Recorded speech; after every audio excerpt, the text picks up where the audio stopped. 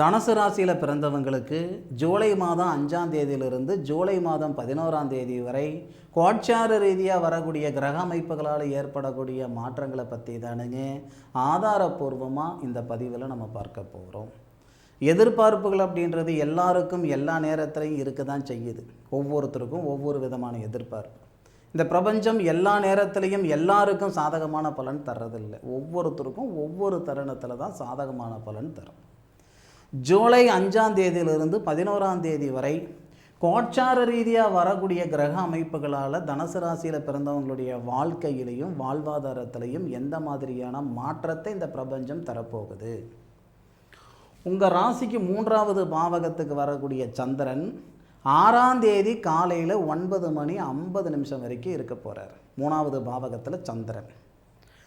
உங்கள் ராசியாதிபதி 8வது பாவகத்தில் உச்ச நிலையில் வந்தாலும் தொழில் ஸ்தானாதிபதின்னு சொல்லக்கூடிய புதனுடன் சேர்ந்திருக்கார். சந்திரன் 3வது பாவகத்தில் இருந்து சூரிய பகவானுடைய ஆதிக்கத்தை பார்க்க, அதாவது 5ஆம் தேதியிலிருந்து 9ஆம் தேதி காலையில் 9:50 வரைக்கும். அப்போ சூரியன் உங்கள் ராசியை பார்க்கிறார். இந்த நிகழ்வு முன்னோர்களுடைய அனுகிரகங்களும் ஆசீர்வாதமும் ரொம்ப அதிகமாக இருக்கும். அப்போ தனுசு ராசியில் பிறந்தவங்க குலதெய்வ வழிபாடு ஞாயிற்றுக்கிழமை அதாவது வர ஞாயிற்றுக்கிழமை திங்கக்கிழமை காலையில் 10 மணி வரைக்கும் இருக்குதுன்னு வச்சுக்கோங்களேன். திங்கக்கிழமை காலையில் 9:50 வரைக்கும் சந்திரனுடைய பார்வை பிதிருஸ்தானன்னு சொல்லக்கூடிய சூரிய பகவானுடைய வீட்டை பார்ப்பார். லாபஸ்தானாதிபதி அங்கே தான் இருக்கிறார். அதாவது சுக்கிர பகவான் லாபஸ்தானாதிபதி சுக்கிரன் பிதிருஸ்தானம் சொல்லக்கூடிய சூரிய பகவானுடைய ஆதிக்கத்தில் இருக்கும். சந்திரனுடைய பார்வை வாங்குவார். அந்த பிதிருஸ்தானாதிபதின்னு சொல்லக்கூடிய சூரியன் பிதிருக்காரகன் உங்கள் ராசியை பார்ப்பது சிறப்பு. இதனால் தனுசு ராசியில் பிறந்தவங்க ஞாயிற்றுக்கிழமை லீவில் தான் மேக்சிமம் அதிகமாக பிரதானமாக இருப்பாங்க. உங்களுடைய குலதெய்வம் கோவில் எங்கே இருக்கோ சிரமம் பார்க்காம போயிட்டு வாங்க. குடும்பத்தோடு போயிட்டு வரதும் அல்லது தனியாக போயிட்டு வரதும் உங்களுடைய சொந்த சௌகரியம். ஆனால் இந்த நாளில் குலதெய்வ வழிபாடு செய்யும் பொழுது 100% மாற்றங்கள் வரும். இது ஞாயிற்றுக்கிழமை முழுமையாக திங்கக்கிழமை காலையில் 9:50 வரைக்கும் இருக்குது இந்த பிரார்த்தனை. நினச்ச நேரத்தில் நினச்ச செயல் நம்மளால் செஞ்சிட முடியாது. செய்தாலும் அது பிரயோஜனம் இருக்காது. எந்தெந்த நேரத்தில் எந்தெந்த நிகழ்வு என்ன விஷயம் செய்கிறோமோ அதுதான் கரெக்டாக இருக்கும். பட்டம் பார்த்து பயிர் செய்கின்ற மாதிரி. அப்போது பட்டம் பார்த்து பயிர் செய்யணும்னா அது பயிருக்கு மட்டும் நம்ம பட்டம் பார்க்குறது இல்லை, நம்மளுடைய வாழ்க்கைக்கும் தான் வாழ்வாதாரத்துக்கும் தான். 6ஆம் தேதி காலையில் 9:50 8ஆம் தேதி சாயந்தரம் 4:58 வரை உங்கள் ராசிக்கு 4வது பாவகம் சொல்லக்கூடிய சுபஸ்தானத்தில் சந்திரன் வராரு. சந்திரனுடைய முழுமையான பார்வை உங்கள் ராசிக்கு 10வது பாவகம் தொழில் ஸ்தானத்தில் படும். தொழில் ஸ்தானாதிபதி 7ஆம் தேதி வரை உங்கள் ராசியாதிபதி வீட்டில், 7ஆம் தேதிக்கு மேலே பிதிருஸ்தானம் சொல்லக்கூடிய சூரிய பகவானுடைய ஆதிக்கத்தில் பரிவர்த்தனையாக வருவார். பரிவர்த்தனைனா சூரியனுடைய வீட்டில் புதனும் புதனுடைய வீட்டில் சூரியன். எப்படி பார்த்தாலும் 6ஆம் தேதி காலையில் 9:50 8ஆம் தேதி சாயந்தரம் 4:58 வரை தனுசு ராசியில் பிறந்தவங்களுக்கு தங்கமான நேரம். இது தொழில் நிமித்தமாக நல்லாயிருக்கும். நான் தொழில் அதாவது புதுசாக ஆரம்பிக்கிறேனுங்க அப்படின்னாலும் இந்த நேரம் நல்ல நேரம் தானுங்க. இல்லை சாமி, நான் ஏற்கனவே இருக்கிற தொழில் இன்னும் அதிகப்படுத்தலாம்னு இருக்கிறேனுங்க அப்படின்னாலும் நல்ல நேரம் தானுங்க. இல்லை தொழிலில் இடமாற்றங்கள், ஒரு நிறுவனத்தில் வேலை செய்துக்கிட்டு இருக்கிறேன், வேறு நிறுவனத்துக்கு போகலாம்னு இருக்கிறேனுங்க அப்படின்னாலும் இது நல்லாயிருக்கும். தொழில் நிமித்தமாக தனுசு ராசியில் பிறந்தவங்களுக்கு 6ஆம் தேதி காலையில் 9:50 8ஆம் தேதி சாயங்காலம் 4:58 வரை சூப்பராக இருக்கும். இதில் மாற்று கருத்து இல்லை. சந்திரனுடைய பார்வை தொழில் ஸ்தானத்தில் மட்டும் படாது. சந்திரனை உங்கள் ராசியாதிபதி பார்க்கிறாரு, 9வது பார்வையாக பார்க்கிறார். இது எல்லாமே நமக்கு அந்த 2.25 நாள் தான். இந்த 2.25 நாள் நடக்கக்கூடிய மாற்றம் தனுசு ராசியில் பிறந்தவங்களுக்கு மன நிறைவு கொடுக்கும். அதை விட இந்த தொழில் ஸ்தானாதிபதின்னு சொல்லக்கூடிய புதனும் உங்கள் ராசியாதிபதியும் உங்கள் ராசிக்கு 2வது பாவகம்னு சொல்லக்கூடிய தனஸ்தானத்தை பார்ப்பதும், தனஸ்தானாதிபதின்னு சொல்லக்கூடிய சனி உங்கள் ராசியை பார்ப்பதும் சிறப்பு. இதனால் மன அழுத்தம் நீங்கிறதுக்கு வாய்ப்புகள் உண்டு. ஒரு சிலருக்கு பொருளாதார ரீதியாக பணப்பிரச்சனை, கடன் பிரச்சனை, கழுத்து பிடிக்கிற அளவுக்கு இருக்குது சாமி அப்படின்னாலும் அதிலிருந்து விடுபடுறதுக்கான ஒரு வாய்ப்பு. பொதுவாக தனுசு ராசியில் பிறந்தவங்களுக்கு சங்கடங்களுக்கு பஞ்சம் இல்லை. சந்தோஷம் இருக்குதோ இல்லையோ, சங்கடங்களுக்கு பஞ்சமே இல்லை. உங்களுக்காக நீங்கள் சங்கடப்படுறீங்களோ இல்லையோ, உங்களை சார்ந்தவங்களுக்காக தான் அதிகமாக சங்கடப்பட்டிருப்பீங்க. அப்போது உங்களுக்கான சந்தர்ப்பத்தை தான் இந்த 6ஆம் தேதி காலையில் 9:50 8ஆம் தேதி சாயங்காலம் 4:58 வரை இந்த பிரபஞ்சம் கொடுக்குது. பயன்படுத்திக்கோங்க.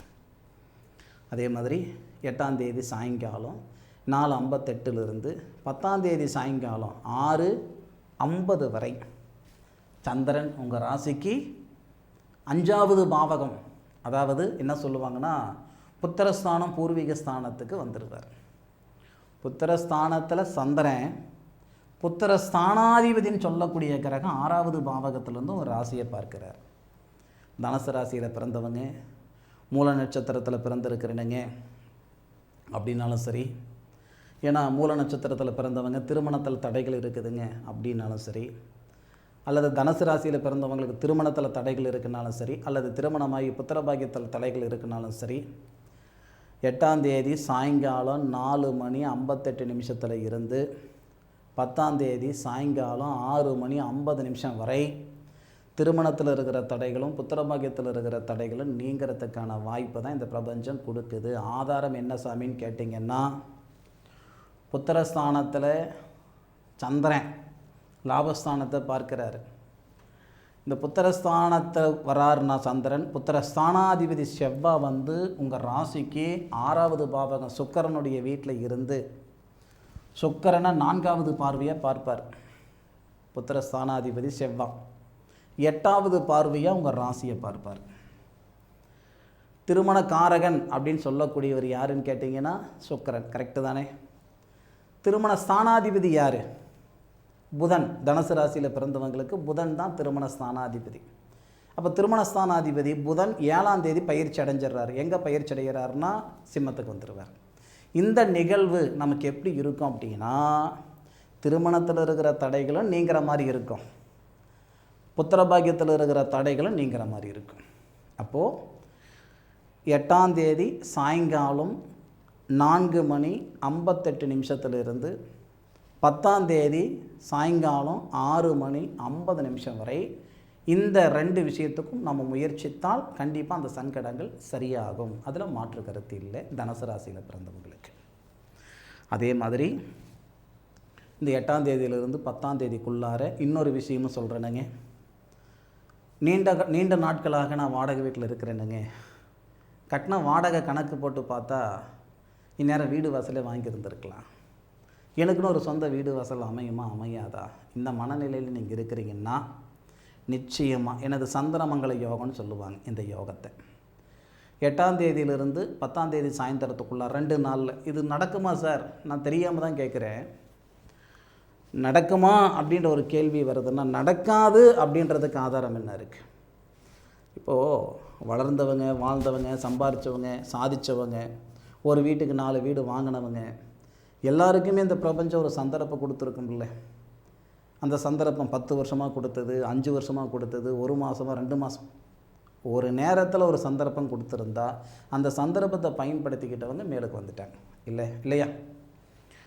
அதுக்கு 2 நாள் தேவையில்லை, 2 மணி நேரம் தேவையில்லை, 2 நிமிஷம் போதுமானது இல்லையா? அந்த ஒரு நிகழ்வு நடந்தால் போதுமானது. அதுதான் இந்த நாட்களில் தனுசு ராசியில் பிறந்தவங்களுக்கு இந்த பிரபஞ்சம் ஏற்படுத்தும். இது நீங்கள் செய்த பாவ புண்ணியத்தின் அடிப்படையில் உங்களுடைய சுய ஜாதகத்தில் நடக்கக்கூடிய தசா புத்தியின் அடிப்படையில் தான் இந்த பலன். ஆனால் கோட்சார ரீதியாக ஓகே. அதே மாதிரி 10ஆம் தேதி சாயங்காலம் 6:50 இந்த சந்திர பகவான் 8 கிரகம் 6வது பாவகத்துக்கு வராரு. அது நமக்கு அதிர்ஷ்டமான ஒரு நேரம். அது எப்போவுமே கெட்டவன் கெட்டினால் கிட்டிடம் ராஜ்யோகம்னு சொல்லுவாங்க. 8 கிரகம் 6வது பாவகத்தில் குரு மங்கள யோகமாக வரார். 10ஆம் தேதியிலிருந்து நமக்கு 12ஆம் தேதி வரைக்கும்னு வச்சுக்கோங்களேன். 11ஆம் தேதி ராத்திரி, 12ஆம் தேதி அதிகாலை வரை. அப்போ பூர்வீக சொத்து பிரச்சனை சரியாகிறதுக்கு உண்டான வாய்ப்பு. சரியா? இது உங்களுக்கு 10ஆம் தேதி சாயங்காலம் 6 மணி 10 நிமிஷத்துலேருந்து 11ஆம் தேதி ஃபுல்லாக 12ஆம் தேதி அதிகாலை 12 மணி வரைக்கும் இந்த நிகழ்வு நடக்கிறதுக்கு வாய்ப்புகள் உண்டு. சரியா? தனுசு ராசியில் பிறந்தவங்களுக்கு இந்த பிரபஞ்சம் இந்த வாரத்தில் வரக்கூடிய கிரக அமைப்புகளால் சாதகமான பலன் கொடுக்கறது உறுதி. அதில் மாற்று கருத்து இல்லை. இந்த பதிவு தனுசு ராசியில் பிறந்தவங்களுக்கு பயனுள்ள பதிவாக இருக்கும் நான் மனசார நம்புகிறேன். மீண்டும் அடுத்த ஒரு அற்புதமான தருணத்தில் தனுசு ராசியில் பிறந்தவங்களை சந்திக்கும் வரை உங்களிடமிருந்து விடைபெறுவது உங்கள் வீட்டு ஜோதிட நண்பனான மா. காளிதாஸ் மணிகண்டன். திருச்சிற்றம்பலம்.